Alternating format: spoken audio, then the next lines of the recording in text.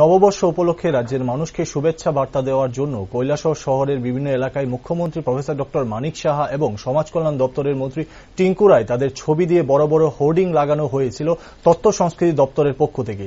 কিন্তু 17 এপ্রিল সোমবার রাতের অন্ধকারে দুষ্কৃতিকারীরা মুখ্যমন্ত্রী প্রফেসর ডক্টর মানিক সাহা এবং সমাজ কল্যাণ দপ্তরের মন্ত্রী টিঙ্কু রায়ের ছবিতে কালো রং লাগিয়ে ছবি বিকৃতি করে দেয়। ফলে উক্ত ঘটনাটি বিকৃতি করে দেওয়ার প্রতিবাদে মঙ্গলবার দুপুরে বিজেপির কৈলাসহর মণ্ডলের পক্ষ থেকে কৈলাসহর থানার ওসি সঞ্জীব লস্করের কাছে এক ডেপুটেশন প্রদান করেন।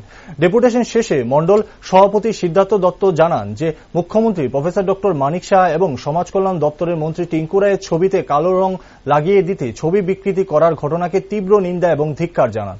অবিলম্বে পুলিশ দুষ্কৃতিকারীদের গ্রেফতার করে উপযুক্ত শাস্তি প্রদান করার দাবি জানানো হয় সংগঠনের তরফ থেকে। ভারতীয় জনতা পার্টি কৈলাসহর মন্ডল কমিটির পক্ষ থেকে কৈলাসহর থানাতে অভিযোগ দিতে এসেছি। আমাদের রাজ্যের মাননীয় মুখ্যমন্ত্রী প্রফেসর ডক্টর মানিক সাহা যে পোস্টার পাইতুরবাজার ইন্দিরা গান্ধী স্ট্যাচুতে এবং রাজ্যের সমাজ কল্যাণ দপ্তরের মন্ত্রী শ্রদ্ধেয় টিঙ্কু রায় মহোদয়ের নববর্ষ উপলক্ষে যে পোস্টারগুলো শহরে লাগানো হয়েছিল তার মধ্যে পাইতুরবাজার ইন্দিরা গান্ধী স্ট্যাচুর মধ্যে কয়েকটা পোস্টার লাগানো হয়েছে। সেই পোস্টারগুলিতে কালকে কে বা কারা এই পোস্টারগুলিতে কালি দিয়ে পোস্টারটিগুলিতে নষ্ট করেছে। আমরা ভারতীয় জনতা পার্টি এই সমস্ত কাজকে ধিক্কার জানাই এবং নিন্দা জানাই।